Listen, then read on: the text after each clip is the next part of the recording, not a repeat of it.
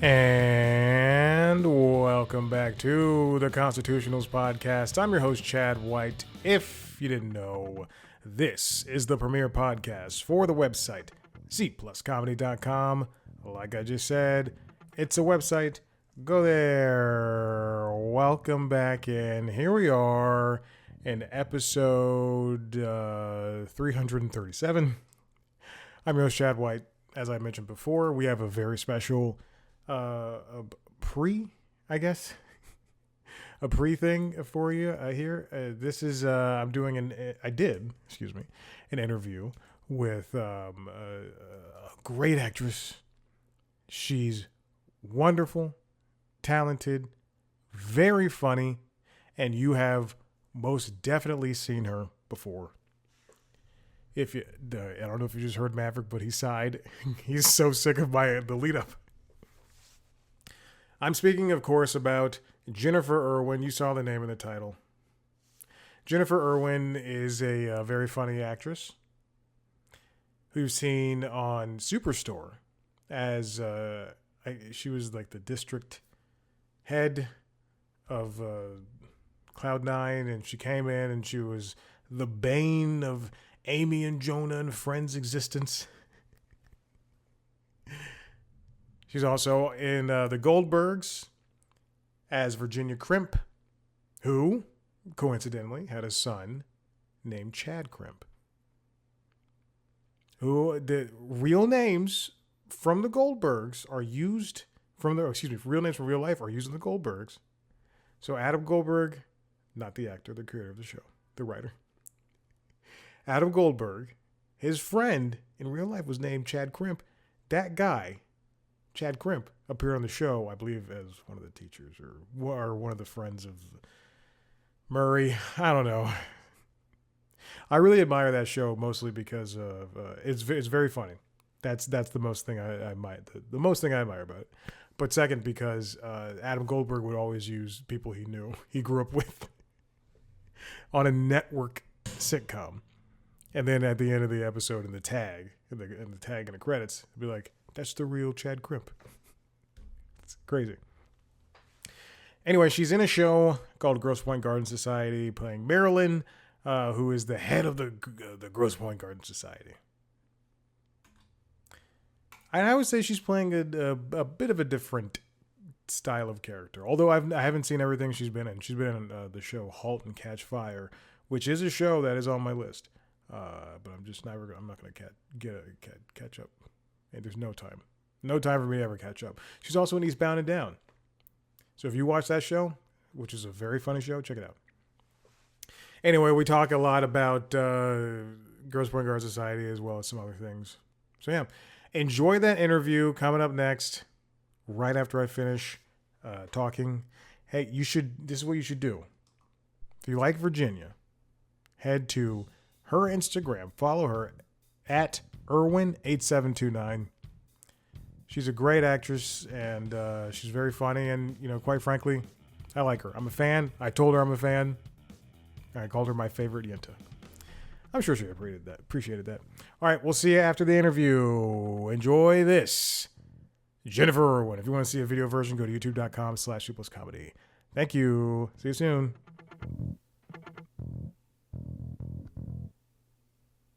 Welcome back in. Here we are. If you're watching the video, you just saw me stare at the computer for 2 seconds before I jumped right back in. What's been going on? Nothing really. I did some work. I got a haircut. I needed this haircut so badly, and I had a very busy morning. We had a meeting at work. I was going to say for the contract role. Is a contract role, whatever, it doesn't matter. Who cares? We had a meeting at like 1, and I went to and then also I was like, I'm gonna get this haircut, and then also I went to the recycling center and took Maverick to the dog park, all in a span of 3.5, 4 hours. It was amazing. So you're seeing me move. I went to the gym at my regular time. I finished working out. It was I don't want to say how long I spent working out. Also, half of it was here. The majority of it was here. I was at the gym. I came home. Peloton, which we have a Peloton story in a second. Peloton has a new program called Boost Your Base, and it is just a bunch of power zone rides, which are endurance rides during which you ride at low intensities for a long period of time, for long stretches, at lower intensities, not low intensity, lower intensities. So yeah, I an hour long. I'm behind by a week. They're doing 3 classes. I'm behind by a week. I have to catch up. 3 classes a week, and they're doing it for 8 weeks. I did the math yesterday. I had to do 1 class a day, 1 class tomorrow and Friday. And then the Wednesday class, I have to do that on Saturday. And on Saturday, the long ride, I have to do that on Sunday. And then boom, I'll be caught up. The long ride is 60 minutes. It's an hour. So after the gym, after Thursdays are my boxing day. So after boxing and some other cardio stuff like using the sled and everything, I came home, hopped on the bike as I usually do because I do cycle after I box and do legs. So Tuesdays and Thursdays I cycle, and Saturdays. I came home, hopped on the bike, and I did an hour and 20 minutes. So an hour plus that hour long class plus another class to warm up. Yeah, I'm tired, man. I'm gonna take a nap after this. So then I ate breakfast, made some coffee. I made a Chemex full of coffee. I only drank 1 cup. I had to put the rest in the fridge. And then Maverick and I rushed over to the recycling center. CHARM, Center for Hard to Recycle Materials. So excellent nonprofit here in Atlanta. Now they have 2 locations, which is good. And then we rushed back to the dog park. And then, I went to Trader Joe's, and then we went to CHARM. I went to Trader Joe's, and so my groceries were sitting in the car all the while we were at the dog park for about 30 minutes. And then I rushed home, dropped him off, put all the cold stuff that was still cold in the fridge, and more or less ran to the to the haircut place. Barbershop is what they call it. Just sprinted. Looked like an idiot. It took all of the song Love is a Battlefield. Because I put my headphones in. Also, I dropped my headphones not once, but twice. One earbud fell a lot of stories. A certain amount, 4 stories. I live on the 4th floor. I live on the top floor. It fell 4 stories into a dog pee area. I had to run downstairs and get it. I was like, please don't be broken. I can clean it. I can't let this be broken. And then after the barber shop, I went to just get some pet food, and I dropped the case just on the concrete ground. I was like, oh my God, what's going on? Then I ran home, and I had lunch for 15 minutes, and then I had the team meeting, and then I sat down to write. And now here I am doing this podcast. You're welcome, by the way. Yeah, just slamming the recycling out there. Yeah, we have recycling here, but I choose to go to a place where I know it will get handled. Now, welcome. I don't know why I'm swiping through my phone right now, as if I have things going on. Now, let's talk about what's going on in the state of the world. Oh, also during the meeting, the Pope was announced to be elected. So for 40 minutes, I just watched that. The meeting's over here. I'm just like, what's going on? Who's the Pope? I'm not Catholic, but it's an event. It's a big event, and I wanted to be a part of it. So I saw who they chose. I was hoping it was going to be the Asian guy. Forgive me, I don't know his true nationality, but he's Asian. Or the black guy. It'd been very fun. But they chose an American Pope, and I wonder what goes on behind those doors. They don't let people in, and if you talk about the process, they will excommunicate you. I've seen Evil. I know how these things work. Evil, the show, Paramount Plus. It's fantastic. Now, it was canceled, but they were able to finish it out with some bad green screen in the last episode. But I love that show. It's so good. All right, let's talk about GTA 6. It's been delayed to May 2027. And I would not be surprised if it was delayed May 2026. And I would not be surprised if it was delayed until fall 2026, a full year. We'd gotten to a point where we knew it was supposed to come out this May 2025. And then they pushed it to the fall 2025. And I believe September, I don't know. And there were rumblings of the game being delayed again, because that is just what Rockstar tends to do. I don't know how many times GTA 5 was delayed, but how many times was it re-released? So, there you go. GTA 6 has been delayed, but they released a new trailer that tells you the story of this couple that you will be playing as, man and woman. She's getting out of jail, and he's some type of muscular guy. And you're going to be running up and down Vice City beaches in the city and all that stuff. I think it's Vice City. I'm not going to check. I saw on Unlocked, on IGN's Xbox podcast, I saw a clip this morning talking about whether or not the reality of that game's price being $100. I'm super thrown off by the recycling people coming out and slamming the dumpster in the back of the recycling dumpster in the back of the truck. Whether or not that game could release at $100. Now, I've spoken about Nintendo Switch game price increases up to $80. That's not because of the tariffs. The console is going to be $500 because of $450 because of the tariffs. But actually, I don't even know if that's true. I don't know if tariffs are affecting Nintendo at all. I think they're just doing this. Some companies have come out to say that or some people and analysts have come out to say that this has opened the door for games like GTA 6 to be released at $80, $90, $100. EA has come out to say, as one of the few companies to say, we're not going to be doing $80 games. We're going to keep our games at $60.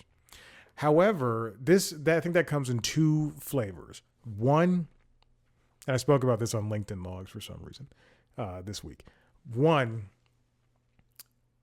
EA has no room to release a new Madden, and 2K has no room to release a new NBA 2K game at $80 at baseline, because they already have all of these different iterations. You can go get an MJ themed NBA 2K game for $100, and that gives you all the V-Bucks and whatever. And for Madden, that gives you all the Madden bucks to buy stuff within the game.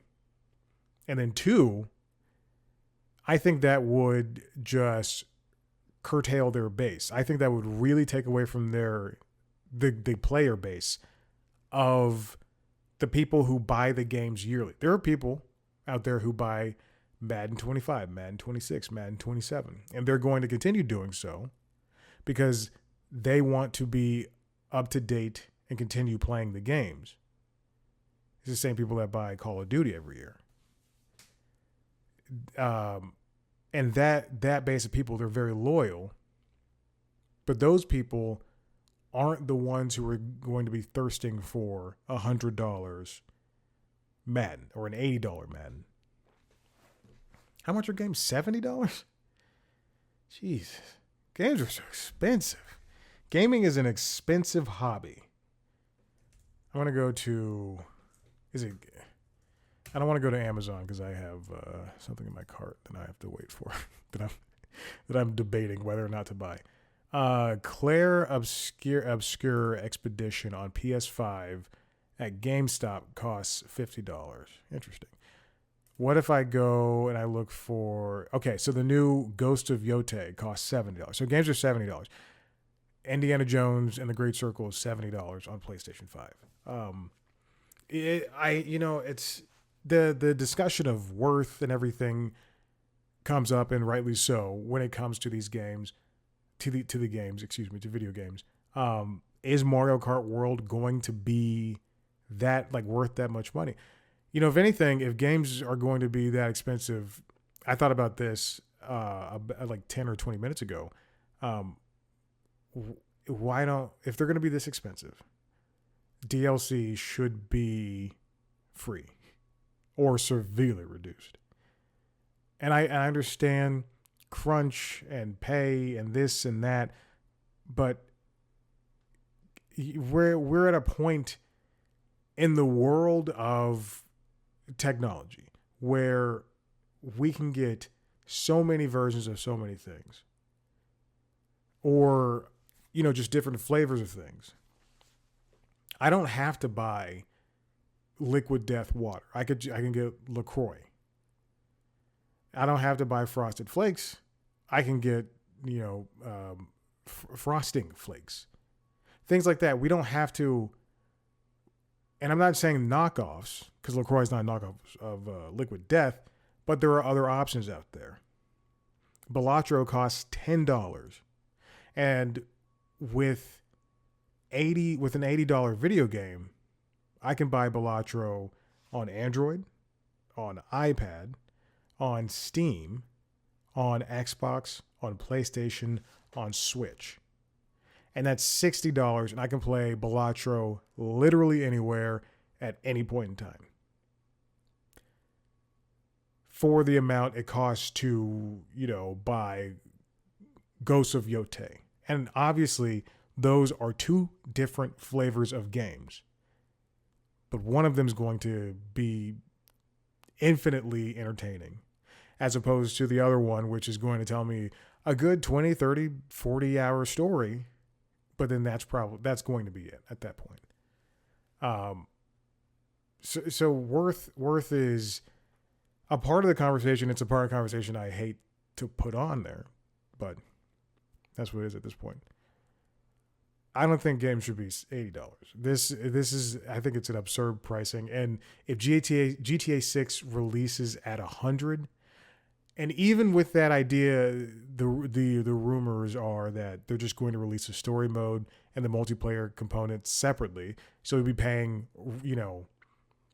$70 and $40 because they make more money on the online stuff, because people love the online stuff. And so in total, you'll be paying $100 for both. That's unnecessary, and it's cruel to the consumer. And we can say vote with your wallet all you want, but it's still going to happen. It could happen, and it will still make it the most popular thing. I don't want to see what's a movie I don't want to see. I don't want to see the next Greta Gerwig movie, but it's probably going to be big enough because she did Barbie. And they'll probably get her awards, and it doesn't matter if I see it or not. It doesn't matter if I watch White Lotus or not, because it's still a popular show. All right, let's move on. This next one, it comes from Aishwarya Jain at Reuters. Peloton shares slide on bigger than expected Q3 loss. Ever since the pandemic, Peloton had this boom, and then it just kind of sank because people have been going and are back in the gym. And while there are people like me who want both worlds, the at-home stuff and the in-person stuff, there are people who want one side of either. And unfortunately for Peloton, a lot of people are just deciding to do the other side. Now, at the end of March and very early April, there were some softness in the sales of Peloton. That's according to CFO Liz Coddington. But they are seeing things bounce back. But those numbers aren't the ones that are being reported at this point. For the quarter ended March 31st, the company, this is like poorly written. And there's a lot of things just missing, like quotation marks.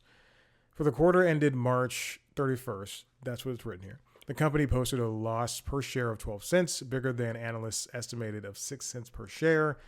Quarterly revenue from equipment sales fell 27% to $206 million, while it ended the quarter with 6.1 million paid subscribers, down about 500,000 from last year. The quarter marks the first earnings result with the new CEO, Peter Stern, who has been tasked with helping Peloton's transition. Peloton, I love it. I subscribe to it, and it's an expense. It's I'm an app only user, but I use the fuck out of it. I mean, I use it. I'm not kidding. I use it every single day, and yes, I did buy a treadmill because of it. I did buy an indoor bike because of it. I do have a nice yoga mat because of it. So it's an important part to me, and I will, as much as I dislike a lot of the instructors, as much as I disagree with a lot of what they say, mental health has nothing to do with me doing a wicked row. Being a mom has nothing to do with me sprinting on the treadmill. I don't agree with any of that shit. I do like the platform, but I do, it's so funny, the instructors themselves will talk about how popular and how successful and things are on, like, while you're taking a class. But I see Peloton equipment, treadmills, and bikes on Facebook Marketplace daily, and they're not the same posts. And for a lot of these people, first of all, if you have a bike and you're reselling it, I don't care how many times you used it. The moment you put it together, unbox it and put it together, sweetheart, you got to take $500 off that price. You cannot charge me $1,200. Charge people $1,200 and say, dude, I barely used your bikes for 7 years. That's your fault.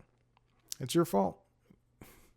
Say any piece of tech, anything you sell on Facebook Marketplace. 5 years ago, I paid $2,482 for it. Here's the receipt. I don't care if you post a receipt. Here's the receipt. I'm looking to make back my money. No, it's ridiculous. I'm all for the company, but oftentimes, every single time I see a post of, now I'm seeing rowers on there too, Peloton rowers, along with hydro rowers as well. People are often selling those, and they're doing the same thing. They're pricing them too high. I want to message these people and go, why are you selling? Why are you selling this? And sometimes they'll put in the description, selling because I go back to the gym, or selling because I don't use it. Or selling because my apartment has one. Like, no, I don't want to do that. I think for Peloton,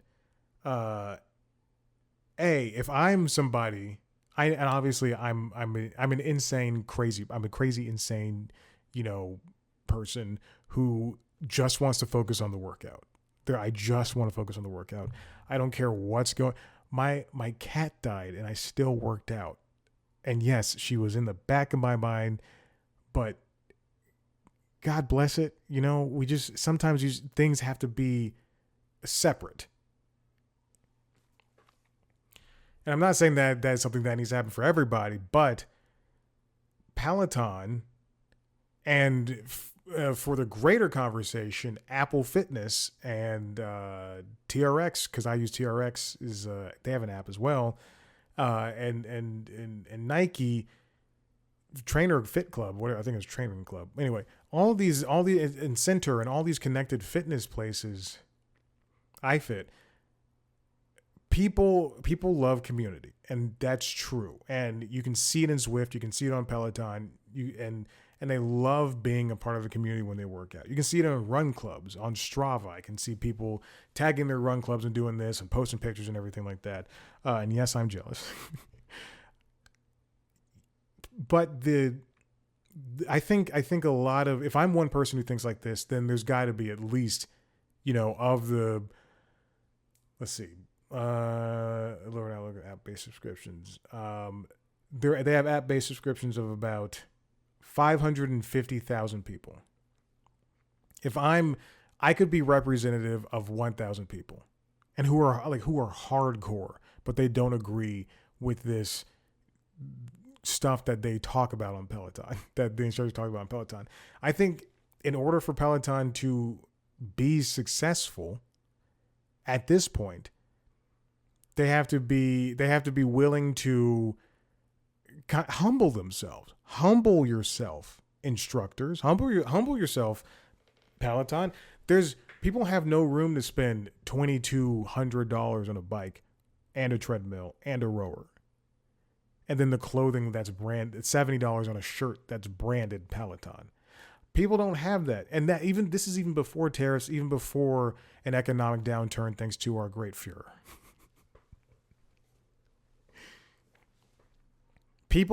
I think people are turned off by a lot of the soapbox moments. And again, I could be a representative of a lot of people or a handful of people. I think people are turned off by the soapbox moments. And I also think that they're turned off because they see Peloton as this Apple-esque expense. And if we already have one expense in terms of, Apple iPads and $1,400 phones, then we're going to want to spend whatever remaining money we have elsewhere. People want to travel. Yes, you can travel with the Peloton app and do some workouts and everything, but why? Why would you want to if you're not really that into it? So on top of like getting rid of the soapbox thing, but like also position yourself as an entryway for everybody, and not everybody who is just like, and this is going to piss some people off, but not everybody who's a mom, not everybody who's a veteran, not everybody who's a doctor. Sometimes people just want to, and I feel this way a lot when I do, recovery rides or recovery runs or low impact rides or anything that's like kind of just to slow it down and get the blood moving. Not everybody feels sad about the positions they're in, about their bodies. Some people just want to get healthier. Some people want to lose the weight, or some people want to maintain, or some people want to come back from an illness, and they don't feel the suicidal thoughts that Peloton instructors seem to be imparting on these people. That's what it feels like sometimes. Like a lot of times, like you'll be taking the low impact ride, and it's like you're probably feeling this, and you want to give up and blah. No, it's a low impact ride. I just want to move my legs. Anyway, I have a lot of thoughts on Peloton, and I could spend this entire episode talking about it, but I'm not going to. Let's move on. Stars and Lionsgate are now separate companies. We knew this was happening, and it finally happened. This is from Todd Spangler at Variety. They will be run separately, and they are no longer the same. This is like if HBO broke off from Warner Brothers, basically.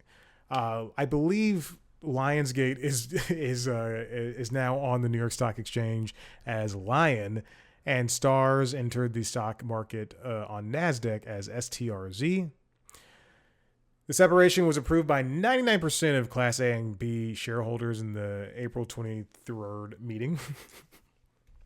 The separation according to Lionsgate, is, quote, designed to unlock incremental value by creating two pure-play standalone companies able to pursue their own strategic, financial, and operational priorities and attract investors drawn to the strengths of their respective businesses. Lionsgate acquired Starz in 2016 for $4.4 billion. At that point, Starz was just a premium cable network that was watched less than Showtime and HBO.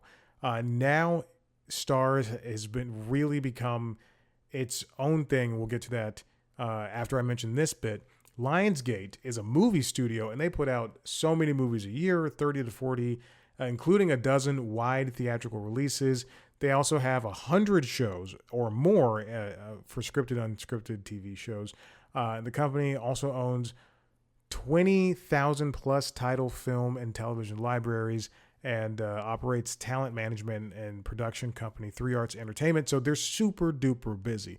As for Stars, they have 20 million subscribers in the US and Canada as of December 31st, 2024, and they've become a haven for as now a streaming platform and a cable network for a mostly multicultural audience. And when I say multicultural, I mean mostly Black.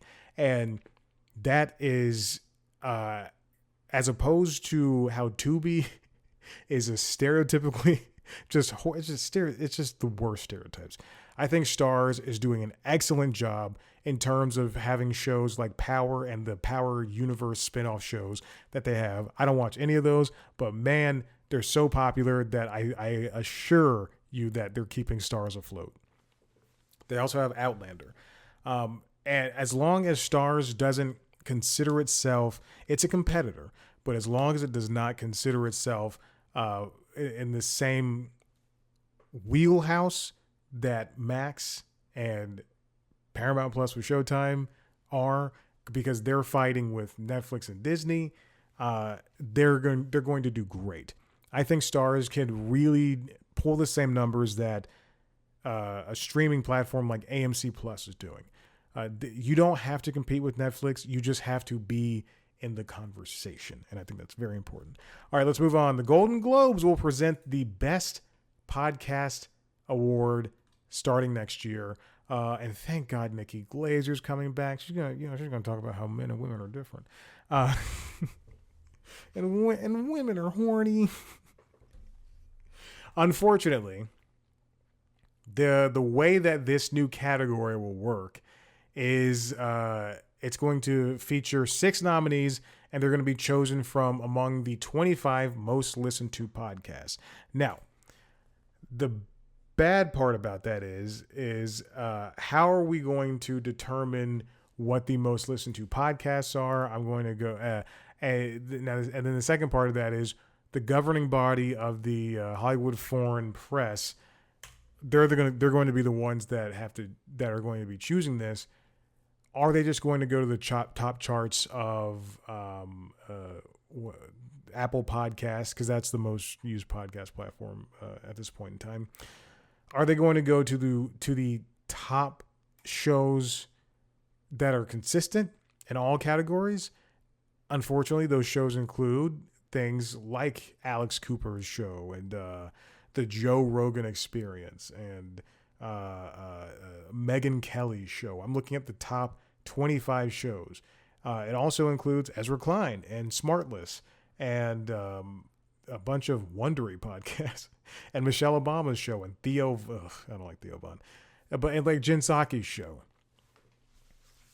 So is that going to be fair? Just by choosing the top podcast. If anything, the smarter thing would be for these podcasting companies like SiriusXM and Spotify and Lemonada. I think Lemonada just sold off too. Lemonada just sold itself off. Lemonada Media. Let me triple check that. Meghan Markle podcast studio, Lemonada, to be acquired by PodX. Interesting. How much money was that? This should have been a story. I don't know why I didn't put this in here, because I just remembered it now. They have more than 50 original podcasts along with nearly 40 partner shows. PodX was founded in 2021, has an aggregated number of podcast studios, including, I don't know where those are. Lemonada has Julie Louis-Dreyfus show, David Duchovny's show, Samantha Bee's show, Sarah Silverman's show. Interesting. But they should have, these podcasting networks and companies have to put up the shows. If Pod X says, hey, we have Meghan Markle's show and we have Sarah Silverman's show and we have Samantha Bee's show, we want to put up those 3 shows in the same way that Warner Brothers and Disney have to put up their movies and shows to be considered for nominations. That's how it should happen. But going to the top most 25 listened podcasts, the problem with that is you're going to give voices to already loud, hateful voices that are Megyn Kelly and Theo Vaughn and Joe Rogan and Ben Shapiro and the rest of those clowns. So no, let's think about this in a smarter way. They've already instituted that this is what's happening, but I wholeheartedly disagree with how this is going to go down. And finally, next week we will get news on ESPN's new streaming platform. But this week, we've got like a name and a price. But this week, we have some news for cable subscribers, namely me. This comes from Variety, written by Brian Steinberg. ESPN cable subscribers will get access to new streaming features.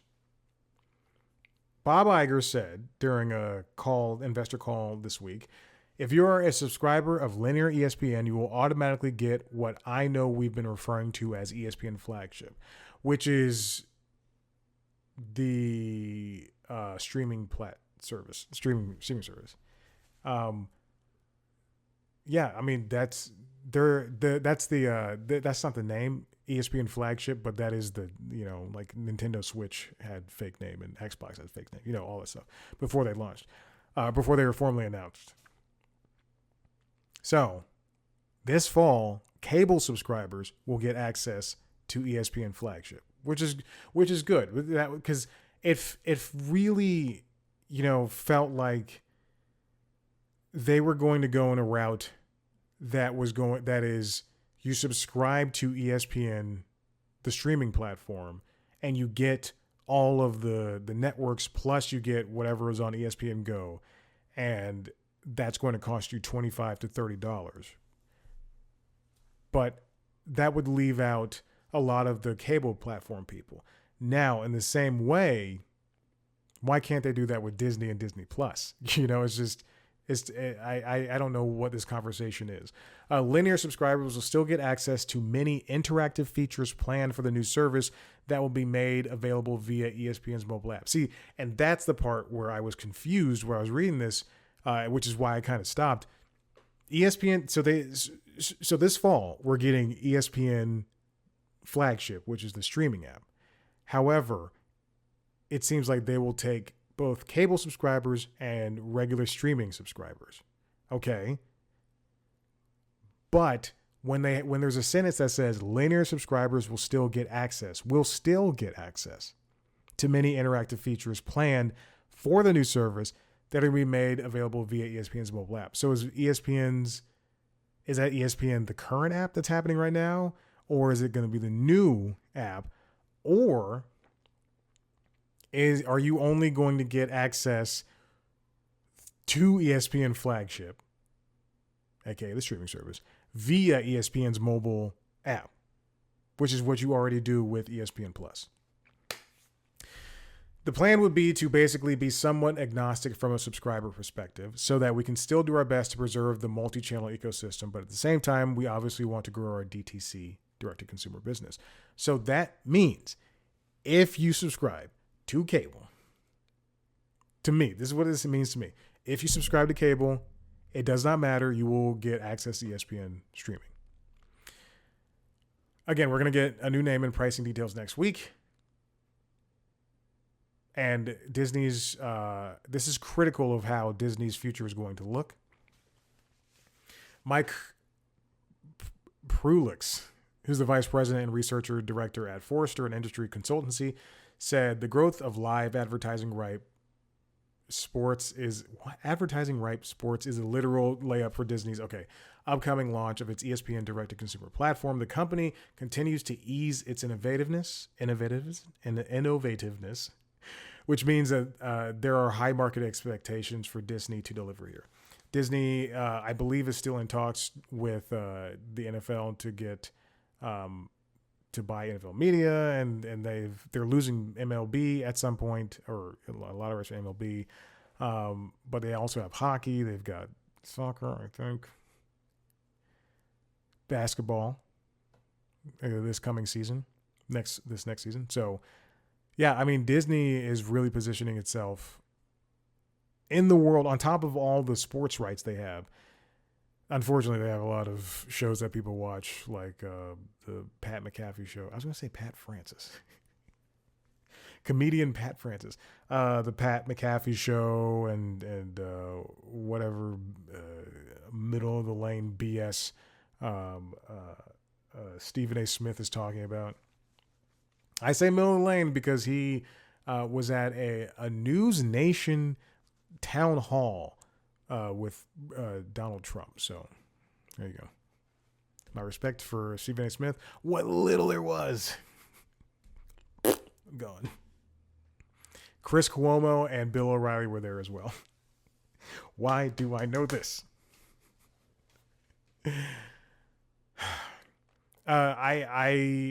I'm hopeful for, hearing something like this is hope, does instill a little bit of hope within me. I was going to do a little bit of Monica in my life, a little bit of Sandra by my side. I'm so sorry. And I did it anyway. Now, hearing and reading this does bring a little bit of hope, because there are a lot of streaming services, and this, by them saying, hey, we don't care if you're coming from cable, and we don't care if you're going to be a new consumer, it really, kind of puts the idea that they care. Yes, they want to boost their subscriber numbers, especially their initial numbers will be insane, because this is how people were able to watch remember HBO Go and HBO Now? Oh my gosh, they had so many subscribers because you got the cable people, you got the streaming people. But this means that they're not leaving the traditional cabler behind. At some point, when cable is no more, or it's lesser than what it is now, which is already way less than what it was 20 years ago, then they will probably go, hey, we're no longer going to be doing the cable thing. But at this point in time, and in the fall, this is excellent. This is great. I had no interest. In fact, I was before this podcast, I was just pricing out the streaming services so that I could, scale back. And I was thinking, as much as I love having ESPN Plus, mostly to watch golf, I can get golf for now on the Golf Network. It's being spun off from NBC, so from NBC Universal. So I don't know what's going to happen to Golf Network, but I can watch as much. I can watch it live on the Golf Network, and then after 3 hours, I can switch over to CBS and watch the rest of the or NBC, the rest of the matches there. So I can watch it on 3 separate networks on linear TV. I don't need ESPN Plus, so now I'm going to break up my Disney bundle and bundle in Max, and I'd rather just have access to those 3, because those are 3 that I watch, as opposed to ESPN Plus, where I only had it for golf and 30 for 30. I do think ESPN has a lot to offer. They will be a contender because, Fubo TV, so Venu was going to be this platform where you can get all of the Disney sports stuff, all the Fox sports stuff, and all of the Warner Brothers sports stuff. Obviously, Fubo came in and said, hey, that is collusion to the highest degree, and you can't do that. Took him to court. Court said, you can't do that. So then Venu's no more. Fubo TV was purchased by Disney in the interim, and now, by Hulu in the interim. So now you have Fubo TV and Hulu but they're two separate companies at this point for now. We'll see what happens in the future in a couple of years. But Fubo TV is mostly sports. It's like YouTube TV and Hulu with live TV, but for mostly sports. Plus, you also get some other channels, including traditional Disney stuff and Warner stuff and other things like that. Your live local broadcast networks. There needs to be more competition. There doesn't need to be more streaming services, platforms. But you have to think of the consumer. If I can get sports elsewhere but for cheaper, then I'm going to go elsewhere but for cheaper. All right. I'm done here. Listen, if you like what you heard here, head to the website, cpluscomedy.com, where you can see me talk to famous people sometimes. If you want to see a video version of me talking to famous people under the interviews, like Jennifer Irwin, go to youtube.com/cpluscomedy. You can see all that there. Oh my God, I'm getting really worked up about it. If you want to see a video version of this show, as well as a video version of the other podcasts, Late Night Lately, the Late Night Show, and LinkedIn Logs, you can also find that on youtube.com/cpluscomedy. You can subscribe to those shows wherever you get your podcasts. You can follow us on TikTok, Blue Sky, and Instagram at cpluscomedy. Follow me on those platforms at Chad Blackwhite. Thank you so much for listening. See you next time. Bye.